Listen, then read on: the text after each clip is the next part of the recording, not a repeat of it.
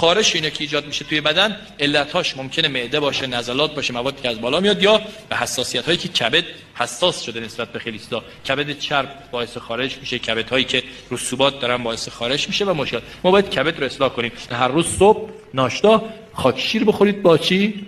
با کاسنی.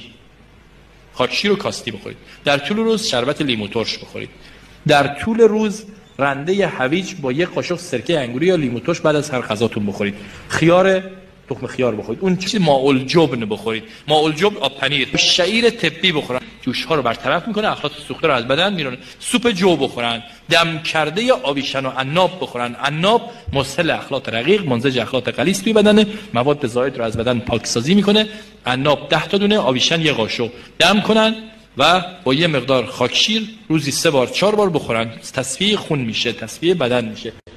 گل ختمی رو دم کنن با عناب و خاکشیر بخورن. این هم همین خواص رو میتونه داشته باشه. تمر هندی بخورن، میتونه اخلاط سوخته رو دفع کنه و باعث بشه بهتر بشه، پاکسازی بهتر بشه. دیگه چی؟ اسفرزه خیس کنن بخورن. اینم براشون خوبه. فلوس دم کنن بخورن. پاکسازی اخلاط سوخته و مواد زائد از بدن میکنه.